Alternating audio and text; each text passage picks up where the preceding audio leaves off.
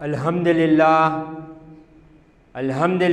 رب العالمین والصلاة والسلام علی سید المرسلین وعلی آلہ واصحابہ اجمعین ومن تبعہم بإحسان الی یوم الدین اما بعد قال اللہ تبارک و تعالی فی القرآن المجید والفرقان الحمید فاعوذ باللہ من الشیطان الرجیم بسم اللہ الرحمن الرحیم قل ان کنتم تحبون اللہ فاتبعونی یحببکم اللہ صدق اللہ العظیم۔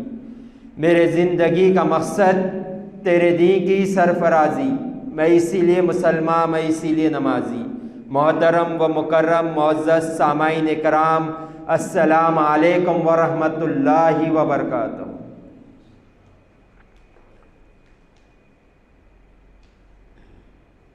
اللہ نے جو یہ آیت مبارکہ کا نزول فرمایا، آیت مبارکہ جو حضور پاک صلی اللہ علیہ وآلہ وسلم کے قلب اطہر پر اتارا، یہ احسان عظیم ہے ان لوگوں کے لیے جو دن رات اللہ کی خوشنودی کے لیے اپنی زندگی گزارتے ہیں، جو دن رات اللہ کو راضی کرنے کے لیے زندگی گزارتے ہیں، جن کا سونا اللہ کی رضا کے لیے ہو، جن کا جاگنا اللہ کی رضا کے لیے ہو، جن کا کھانا، جن کا پینا، جن کا اٹھنا، جن کا بیٹھنا صرف اس مقصد سے ہو کہ میں رہتی زندگی میں اللہ کو راضی کر لوں۔ بس مقصد حیات یہ ہے کہ میں اللہ کو راضی کر لوں، ان کے لیے یہ احسان عظیم ہے جو ابھی میں نے آیت مبارکہ کی تلاوت کی۔ اللہ تعالیٰ ارشاد فرماتا ہے، اے محبوب اگر یہ کہتے ہیں کہ یہ اللہ سے محبت کرتے ہیں تو آپ انہیں فرما دیجئے کہ تم میری اطاعت کرو، اللہ تم سے محبت کرنے لگے گا۔ یہود یہ کہتے تھے کہ ہم اللہ سے محبت کرتے ہیں، ہم اللہ کے بیٹے ہیں، معاذ اللہ کہا کرتے تھے، تو اللہ تعالیٰ نے یہ آیت مبارکہ نازل فرما دی، اے محبوب اگر یہ چاہتے ہیں کہ یہ اللہ سے محبت کرتے ہیں تو انہیں کہہ دیجئے یہ آپ کی اطاعت کرے، اللہ ان سے محبت فرما دے گا۔ کمال یہ نہیں ہے کہ بندہ اللہ سے محبت کرے، بات تو بڑی ہے مگر کمال درجے کی نہیں ہے کہ بندہ اللہ سے محبت کرے۔ اگر کوئی ہم پر احسان کر دیتا ہے تو اس سے محبت ہو جاتی ہے، کوئی ہمیں کھانا کھلا دیتا ہے، کوئی پانی پلا دیتا ہے، کوئی ہمیں سہارا دے دیتا ہے، کوئی ہمارا خرچ اٹھا لیتا ہے تو اس کے احسانات کے بدلے اس سے محبت ہو جاتی ہے۔ کمال تو یہ ہے کہ بندے ہو کر رب سے محبت کرے، کمال ہے مگر کمال درجہ نہیں ہے، اعلیٰ درجے کا کمال نہیں ہے۔ کمال یہ ہے کہ رب ہو کر بندے سے محبت کرے، وہ تو بے نیاز ہے، نہ جانے ہمارے کتنے جیسے کروڑ ہاں موجود ہوں گے، ہمارے سے پہلے کتنے کروڑ آئے ہوں گے، کتنے کروڑ آنے والے ہوں گے، اللہ بے نیاز ہونے کے باوجود ہم سے محبت کرے، یہ کمال ہے۔ اور یہ کمال اللہ نے فرما دیا ہے میں اس سے عطا کروں گا جو میرے محبوب کی غلامی میں آ جائے گا، جو میرے محبوب کا غلام ہو جائے گا، اللہ تعالیٰ اسے یہ کمال عطا فرمائے گا کہ اللہ اس سے محبت کرنے لگے گا۔ ابھی میں نے جو آیت مبارکہ کی تلاوت کی، اس میں اللہ تعالیٰ کا انداز دیکھے کیسے اپنے بندوں کو مخاطب کر رہا ہے، کیسے اپنے بندوں کو اپنے محبوب کے طرف بھیج رہا ہے، کیسے اپنے بندوں کو محبوب کی غلامی میں بھیج رہا ہے۔ قل اے محبوب آپ فرما دیجئے، فرمان تو اللہ کا ہے مگر کہہ دیجئے آپ کے زبان مبارک سے کہہ دیجئے، حکم تو اللہ کا ہے مگر زبان مبارک آپ کی ہو، آپ فرما دیجئے۔ اللہ کا یہ طریقہ کار رہا ہے، اللہ کی یہ محبوب سے محبت ہے، اللہ کی یہ خوشی ہے، اور اللہ کا یہ سنت طریقہ بھی ہے کہ بات اللہ کی ہوتی ہے مگر کہلایا جاتا ہے رسول اللہ سے۔ آج سورہ اخلاص لے لیجئے، صرف توحید کا بیان ہے سورہ اخلاص میں، صرف توحید کا بیان ہے سورہ اخلاص میں۔ وہاں بھی فرماتا ہے محبوب اللہ ایک ہے مگر آپ فرما دیجئے قل، آپ فرمائیے کہ اللہ ایک ہے۔ تو یہ اللہ نے اپنے محبوب کے طرف کیسے نسبت کی ہے دیکھیں ہم. اور یہاں فرما رہا ہے کہ اے محبوب آپ فرما دیجئے اگر تم اللہ سے محبت کرتے ہو تو تم میری اطاعت کرو، اللہ تم سے محبت کرے گا. تو حضور پاک صلی اللہ علیہ وآلہ وسلم سے جڑ جانا در حقیقت اللہ سے جڑ جانا ہے. حضور پاک صلی اللہ علیہ وآلہ وسلم کی غلامی میں آ جانا اللہ تعالیٰ کے محبوب بندوں میں شامل ہو جانا ہے. حضور پاک صلی اللہ علیہ وسلم جو کہتے وہ اللہ ہی کی طرف سے ہوتا ہے. اللہ قرآن میں فرماتا ہے یہ اپنے آپ سے کچھ نہیں کہتے، جو ان کے طرف وحی کی جاتی ہے وہی کہا کرتے. تو حضور پاک صلی اللہ علیہ وآلہ وسلم جو کہتے ہیں وہ اللہ ہی کی طرف سے ہوتا ہے. حضور پاک صلی اللہ علیہ وآلہ وسلم یہ ہمارے اور اللہ کے درمیان یہ نسبت ہے. جنید بغدادی رحمۃ اللہ علیہ فرماتے ہیں کوئی اللہ کو راضی نہیں کر سکتا اس کی ہدایت کے بغیر، کوئی اللہ کو راضی نہیں کر سکتا اللہ کے ہدایت کے بغیر، مگر اللہ کا پہنچنے کا راستہ صرف نبی کریم صلی اللہ علیہ وآلہ وسلم کی ذات اقدس ہے. اپنی زندگی کو نبی کریم صلی اللہ علیہ وسلم کی زندگی میں ڈھال لو، ہوگا یہ کہ تمہاری دنیا بھی بن جائے گی اور تمہاری آخرت بھی بن جائے گی.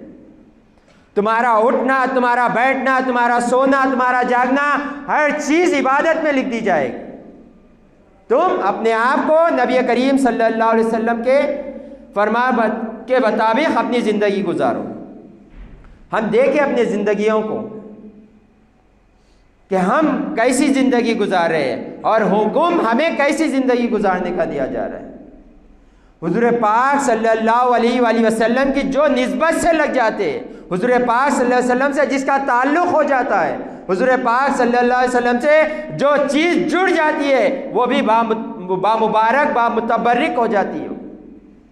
آپ دیکھیں دنیا میں کتنے شہر ہیں، ایک سے ایک خوبصورت شہر ہے، مگر کسی شہر کا حکم نہیں، کسی شہر کا اللہ نے قرآن میں ذکر نہیں کیا. مگر قرآن میں اللہ تعالیٰ نے ایک شہر کی قسم کھائی، لا اقسم بہذا البلد وانت حل بہذا البلد، مجھے اس شہر مکہ کی قسم، کیونکہ محبوب آپ اس میں جلوہ افروز ہو. میں شہر مکہ کی قسم اس لیے کھا رہا ہوں کہ محبوب آپ یہاں موجود ہو. کوئی یہ نہ سمجھے میں شہر مکہ کی قسم کھا رہا ہوں تو یہاں خانہ کعبہ ہے، یہاں صفا مروہ ہے، یہاں زمزم کا کنواں، یہ نہ سمجھے یہاں میرے محبوب جلوہ افروز ہے، اسی لیے میں اس شہر مکہ کی قسم کھا رہا ہوں.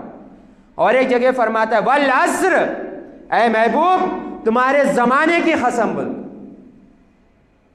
اے محبوب آپ سے پہلے کئی زمانے گزر گئے، آدم علیہ السلام سے عیسیٰ علیہ السلام تک کئی زمانے گزر گئے اور کئی زمانے گزرنے والے، مگر جو آپ کا زمانہ ہے یہ سب سے متبرک بابرکت زمانہ ہے آپ کا.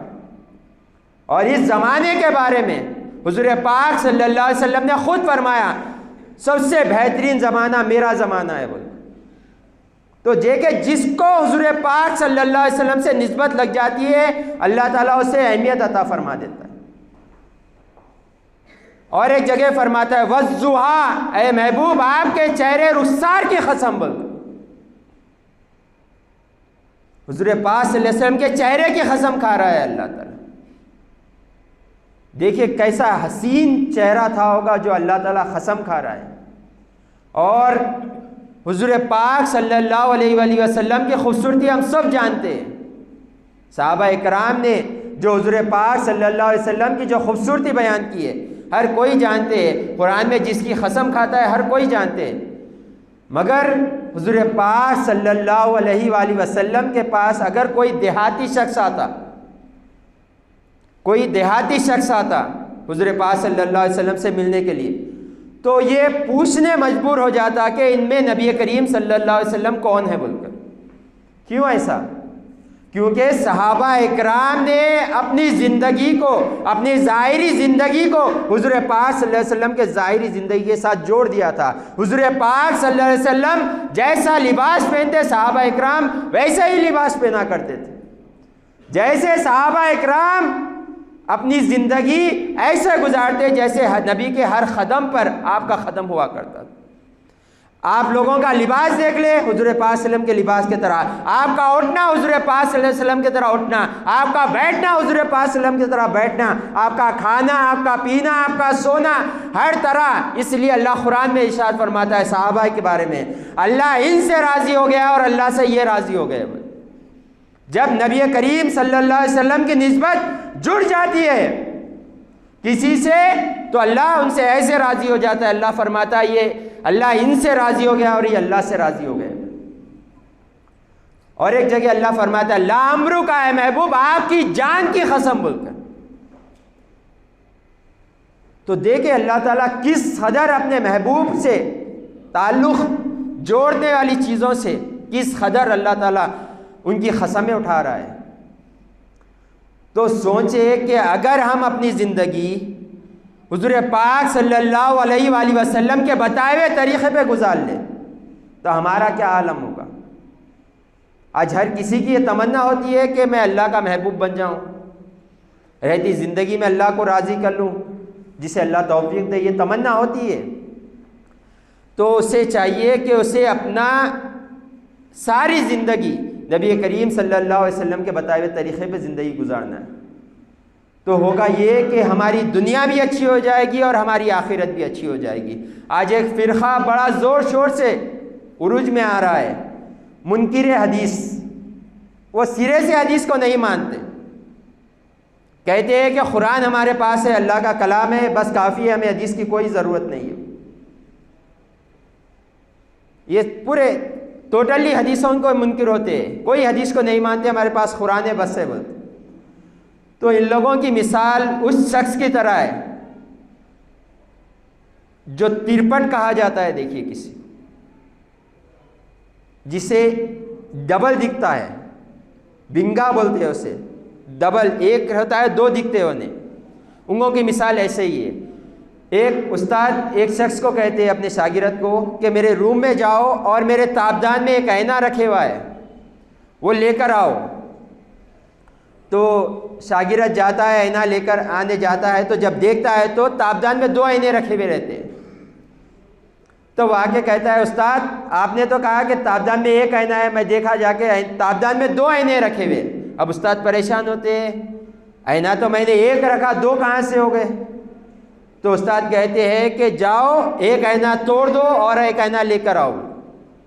تو جاتا ہے، ایک آئینہ توڑتا ہے تو تعجب سے دیکھنے لگتا ہے، میں تو ایک آئینہ توڑا تھا، دوسرا آئینہ کیسا ٹوٹ گیا؟ تعجب سے دیکھتا ہے، ویسے استاد کے پاس آتا ہے اور کہتا ہے استاد میں نے تو ایک ہی آئینہ توڑا تھا، دوسرا آئینہ بھی ٹوٹ گیا۔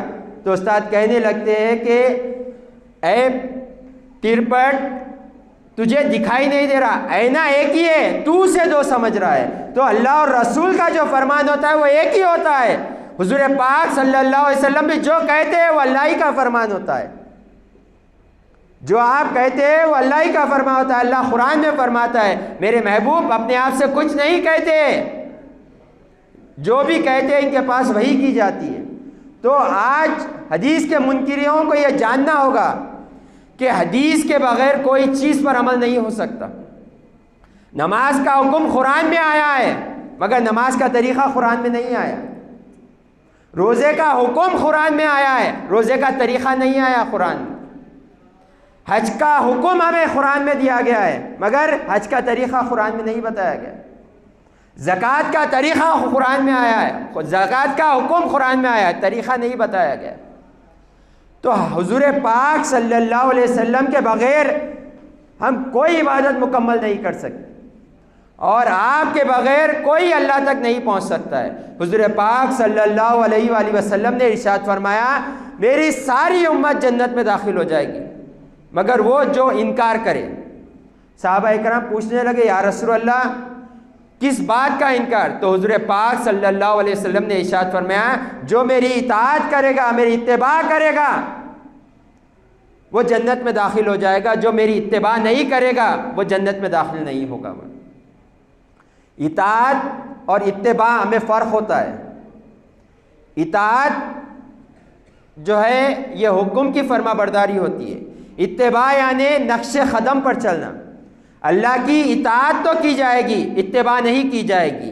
حضور پاک صلی اللہ علیہ وسلم کے بارے میں اللہ فرماتا ہے ان کی اطاعت بھی کرو اور ان کی اتباع بھی کرو، یہ جو کہے اس پر بھی عمل کرو اور جو یہ کر رہے اس پر بھی عمل کرو۔ ہوگا کیا؟ تم کامیاب ہو جاؤ گے، تم دو جہاں میں کامیاب ہو جاؤ گے، اور مومن کی کامیابی اللہ کی رضامندی میں ہی ہے۔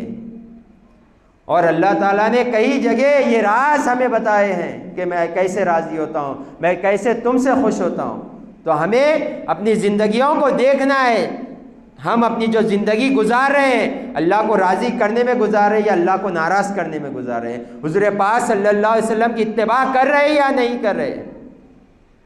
اپنی زندگیوں کو دیکھے۔ حضور پاک صلی اللہ علیہ وآلہ وسلم نے ارشاد فرمایا اگر کوئی میری سنت کو ہلکا جان کر چھوڑ دے، سنت تو ہے بول کر چھوڑ دے، حضور پاک صلی اللہ علیہ وسلم ارشاد فرماتے ہیں میری شفاعت اس پر حرام ہے بول کر۔ اور آج ہم نہ جانے کتنے سنتوں کو صرف معمولی سمجھ کر چھوڑ دے رہے ہیں۔ سنت یہ وہ ہے جو اللہ کی رضا آپ کو دلا سکتی ہے اور اسے ہم چھوڑ رہے ہیں۔ اور حضور پاک صلی اللہ علیہ وسلم کی شفاعت اگر ہم پر حرام ہو گئی تو ہمارا عالم کیا ہوگا؟ کون ہے جو رب کی بارگاہ میں جا کر اللہ سے گفتگو کر سکے گا؟ قیامت کا منظر بار بار آپ کو بتایا جا رہا ہے کہ کل قیامت میں انبیاء اکرام اللہ کی بارگاہ میں جانے سے ڈریں گے۔ اللہ کا خوف کا عالم یہ ہوگا، ہر کوئی نفسا نفسی کے عالم میں ہوگا، ہر کوئی نبی کے زبان پہ اذهبوا الی غیری ہوگا، پھر حضور پاک صلی اللہ علیہ وسلم کی زبان پر انا لہا ہوگا، میں موجود ہوں بول کر۔ اور حضور پاک صلی اللہ علیہ وسلم کی شفاعت اگر ہم پر حرام ہو گئی تو پھر کہاں جائیں گے؟ کس کے در پر جائیں گے؟ تو ہمیں حضور پاک صلی اللہ علیہ وسلم کے طریقوں کو دیکھنا ہے۔ حضور پاک صلی اللہ علیہ وسلم نے جیسے زندگی گزاری ویسے زندگی گزارنا ہے۔ لَقَدْ كَانَ لَكُمْ فِي رَسُولِ اللَّهِ أُسْوَةٌ حَسَنَةٌ، اللہ قرآن میں فرماتا ہے تمہارے لیے بہترین نمونہ موجود ہے نبی کریم صلی اللہ علیہ وسلم کی زندگی گزارنے کے لیے۔ تم دیکھتے جاؤ حضور نے کیسی زندگی گزاری، ویسے زندگی گزارو، تمہاری دنیا بھی اچھی ہو جائے گی اور آخرت بھی اچھی ہو جائے گی۔ حضور پاک صلی اللہ علیہ وآلہ وسلم نے جیسے کھایا ویسے کھاؤ، تمہارا کھانا بھی ہو جائے گا، تمہاری عبادت بھی لکھی جائے گی۔ جیسے آپ نے پیا، آپ نے سویا، آپ نے اٹھا، جیسے اللہ کی جیسے آپ نے عبادت کی، اپنے زندگیوں کو دیکھے۔ وہ وقت آنے سے پہلے اپنے آپ کو بدلے جب ہمیں بدلنے کا وقت نہیں دیا جائے۔ آج ہمارے پاس وقت ہے، اللہ نے ہاتھ پاؤں میں قوت بھی دی ہے، اللہ کو راضی کر سکتے ہیں۔ وہ وقت آ جائے جب ہم نہ سجدہ کر سکے، نہ جب ہم روزہ رہ سکے، نہ مال رہ سکے خیرات کرنے کے لیے، اس وقت رب کو راضی کرنا بہت مشکل ہو جاتا ہے۔ تو ہم اپنے زندگیوں کو دیکھیں، کوئی سنت کو چھوٹا سمجھ کر ہلکا سمجھ کر نہ چھوڑیں۔ ہر سنت یہ اللہ کی محبوب ترین طریقہ ہوتا ہے۔ آج نوجوان اکثر مسجد میں آ جاتے ہیں، سر پر ٹوپیاں نہیں ہوتی، سر پر ٹوپیاں نہیں ہوتی، اور جو پوچھا جاتا ہے تو کہتے ہیں کیا فرض ہے، واجب ہے؟ آپ نبی کریم صلی اللہ علیہ وسلم کی ساری زندگی اٹھا کر دیکھیں، حضور پاک صلی اللہ علیہ وسلم کبھی بغیر ٹوپی کے نہیں رہے۔ حضور پاک صلی اللہ علیہ وسلم نے ارشاد فرمایا جو پہلے کے تھے یہود اور نصارہ میں اور ہم میں فرق یہ ہے کہ ہم ٹوپی پہ امامہ باندھتے ہیں، وہ بغیر ٹوپی کے امامہ باندھتے ہیں۔ تو حضور پاک صلی اللہ علیہ وسلم یہاں پر ٹوپی کی اہمیت بتا رہے ہیں، اور آج ہم ٹوپی کو ہلکا جان کر چھوڑ دے رہے ہیں۔ کئی ایسے مصلی آ کر ٹھہر جاتے ہیں جس کے سر پر ٹوپی نہیں ہوتی، کوئی ایسے آ جاتے ہیں جو اپنے آپ کو ایک فیشن کے طور پر، ماڈل کے طور پر پیش کرتے ہیں۔ ہمیں تو زندگی گزارنے کا حکم نبی کریم صلی اللہ علیہ وسلم کے طریقہ بتایا گیا ہے۔ جب یہ ملک پر انگریزاں حکومت کیے تھے تو جب یہ لوگ آئے تھے تو یہ جیسے کرتے تھے ہم لوگ ویسے ہی کرنے لگ گئے تھے، یعنی ان کی غلامی میں ہم آ گئے تھے۔ وہ جیسے بال کٹاتے ہم بھی ویسے ہی بال کٹانا شروع کر دیے، وہ ٹیڑھی مانگ نکالتے تھے ہم بھی ٹیڑھی مانگ نکالے، وہ شرٹ پینٹ پہنا کرتے تھے ہم بھی شرٹ پینٹ پہنا کرے۔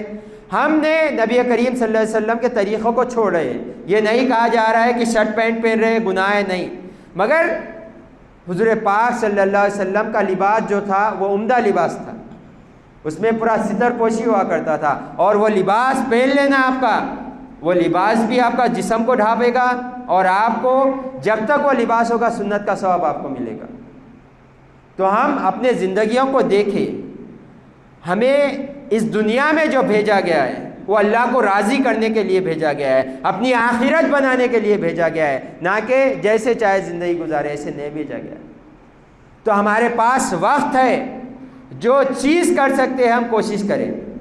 اگر کوئی ڈاکٹر کہہ دے آپ کو آپ کے پاس صرف 1 گھنٹہ ہے، اس کے بعد آپ کی ڈیتھ ہو جائے گی، تو ہم کیا کریں گے؟ سب سے اہمیت دیار چیز کیا کریں گے؟ اگر دنیا دار ہوگا تو وصیت و جائیداد کے طرف ہوگا، اگر دیندار ہوگا تو کلمہ پڑھتے رہے گا۔ تو آج ہمارے پاس نہ جانے اللہ اور کتنی ہماری عمریں رکھاؤں گا، اللہ ہم سب کی عمروں میں درازگی عطا فرمائے۔ تو ہم غور کریں کہ اللہ نے ہمیں وقت دیا ہے، تو اپنی زندگی کو دیکھے اور ایسی گزارے جس میں نبی کریم صلی اللہ علیہ وسلم کے طریقۂ کار ہو، ایسی زندگی گزار لے جس سے اللہ اور رسول راضی ہو جائیں۔ جب یہ زندگی ہماری ہو جائے گی تو ہم دنیا میں بھی کامیاب ہو جائیں گے اور آخرت میں بھی کامیاب ہو جائیں گے۔ اور حضور پاک صلی اللہ علیہ وآلہ وسلم نے ارشاد فرمایا، جو جس سے محبت کرے گا کل قیامت میں اس کے ساتھ ہوگا۔ وہ محبت یہ صرف الفاظی جملے نہیں ہوتے، محبت وہ ہے جو جس سے تم کرتے ہو اس کے رنگ روپ میں ڈھل جاتے ہو۔ اگر تم اللہ سے محبت کرتے ہو تو اس کا دعویٰ یہ ہے کہ تم اللہ کے فرما بردار ہو جاؤ۔ اگر تم رسول اللہ سے محبت کرتے ہو تو یہ ہوگا کہ رسول پاک صلی اللہ علیہ وسلم کے آپ بتائے ہوئے طریقے پہ زندگی گزارو گے۔ تو حضور پاک صلی اللہ علیہ وسلم کے بتائے ہوئے طریقے پہ زندگی گزاریں گے تو کل قیامت کے دن حضور پاک صلی اللہ علیہ وسلم کے قریب ہوں گے، اور حضور پاک صلی اللہ علیہ وسلم کے قریب جو ہو گئے اللہ تعالیٰ ان کی بخشش فرما دے گا، کیونکہ حضور پاک صلی اللہ علیہ وآلہ وسلم کو اللہ نے وما ارسلناک الا رحمۃ للعالمین بنا کر بھیجا ہے۔ اے محبوب، ہم نے آپ کو سارے جہانوں کے لیے رحمت بنا کر بھیجا ہے، اور جہاں اللہ کی رحمت ہوتی ہے وہاں اللہ کا غضب نہیں ہوا کرتا ہے۔ تو ہمیں وقت دیا گیا ہے، رمضان قریب ہے ہمارے، تو ہم اپنے زندگیوں کو بدلیں۔ ایک اچھا موقع ہمارے قریب آنے والا ہے، شعبان شروع ہو گیا ہے، رمضان قریب ہے، ہمارے پاس وقت بہت قریب ہے، آنے والا ہے۔ اس میں ہماری غیب سے مدد بھی ہوگی، شیطان کو بند کر دیا جائے گا، نفس کو ہم بھوکا رکھتے ہیں، اور جو بھوکا نفس رہتا ہے وہ طاقتور نہیں ہوتا ہے۔ تو ہمارے پاس ایک گولڈن چانس ہے رمضان، اگر ہم چاہیں تو اپنے آپ کو بدل سکتے ہیں، اور ہمیں چاہیے بھی کہ ہم اپنے آپ کو بدلیں، کیونکہ ہم اگر اب بدل جائیں گے تو انشاءاللہ آنے والا رمضان ہمارے لیے دل کی خوش ندی کے لیے ہوگا۔ اب جو رمضان آ رہا ہے نہ جانے کتنے ہم میں ہوں گے جو اس کا انتظام ہی نہیں کر رہے۔ ہم میں کئی ایسے ہوتے ہیں جو رمضان آتا ہے گزر جاتا ہے اور پتہ بھی نہیں چلتا، نہ رب کی رضا حاصل کر لیتے ہیں، نہ عبادت میں کثرت ہوتی ہے، نہ تراویح میں کثرت ہوتی ہے، نہ تہجد میں کثرت ہوتی ہے، بس رمضان عام طرح آتا ہے، اگلے مہینوں کی طرح چلے جاتا ہے۔ مگر جو رمضان ہے یہ اللہ کا مہمان ہے، تو یہ رمضان میں ہمیں کئی طریقے سے چھوٹ دی جاتی ہے، تو ہم اپنے زندگیوں کو بدلنے کی کوشش کریں۔ انشاءاللہ ہم کوشش کریں گے تو اللہ تعالیٰ کی مدد ہمیں ضرور حاصل ہوگی، کیونکہ انما الاعمال بالنیات، اعمال کا دار و مدار نیتوں پر ہے۔ ہماری جیسی نیت ہوگی ویسا ہمارے ساتھ کیا جائے گا۔ ہم یہ سوچ رہے ہیں کہ انشاءاللہ آنے والے رمضان میں جو آ رہا ہے ہم اس میں اپنے آپ کو بدلیں گے تو انشاءاللہ اللہ غیب سے مدد فرمائے گا اور ہم اپنے آپ کو بدلنے میں کامیاب ہو جائیں گے۔ تو ہم کوشش یہ کریں کہ اپنی رہتی زندگی میں نہ جانے کتنا وقت ہمارے پاس ہے، وہ وقت میں اللہ اور رسول کو راضی کریں، اللہ اور رسول کی خوشنودی حاصل کر لے۔ بندہ یہ سمجھتا ہے کہ میں آج دولت مند میں ہوں تو سکون میں ہوں، نہیں، دولت انسان کو سکون نہیں دیتی، نہ آرام کا بستر انسان کو سکون دیتا ہے، سکون صرف اللہ کی ذکر میں، اللہ کی یاد میں۔ اور جو یہ سکون پاتے ان سے پوچھے کہ دولت بہتر ہے یا اللہ کا ذکر بہتر ہے، تو وہ خود کہیں گے کہ دولت ایک طرف، مگر اللہ کے ذکر میں جو اللہ نے سکون عطا فرمایا اور کسی چیز نہیں عطا فرمایا۔ اللہ سے دعا کرتے ہیں اللہ ہم سب کو تیرے اور تیرے محبوب کے بتائے ہوئے طریقے پہ زندگی گزارنے کی توفیق عطا فرما، ہم سب کو نیک اور ایک ہونے کی توفیق عطا فرما، ہم سب کے کاروبار میں، رزق میں، علم میں، ایمان میں، عمر میں برکت عطا فرما، دگنی رات چودی دینی دنیاوی اخروی ترقیاں عطا فرما۔ یا اللہ یہاں جتنے موجود ہیں سب کے دلوں کے حال تو بہتر جانتا ہے، سب کی تمام دلی جائز مرادیں پوری عطا فرما۔ یا اللہ جو مسلمان دنیا سے گزر چکے ہیں، یا اللہ مسلمان کی غیب سے مدد فرما۔ یا اللہ جو دنیا سے گزر گئے ہیں مسلمان، یا اللہ سب کو جنت الفردوس میں اعلیٰ اعلیٰ مقام عطا فرما۔ یا اللہ جو دنیا میں موجود ہے، یا اللہ سب کو صحت کے ساتھ عمر درازگی عطا فرما۔ یا اللہ دنیا بھر میں جہاں جہاں مسلمان پریشان آ رہے ہیں، یا اللہ ان کے پریشانیوں کو دور عطا فرما، یا اللہ ان کے پریشانیوں کو دور عطا فرما۔ یا اللہ ہم سب کے حال پر رحم و کرم فرما۔ وآخر دعوانا ان الحمد للہ رب العالمین۔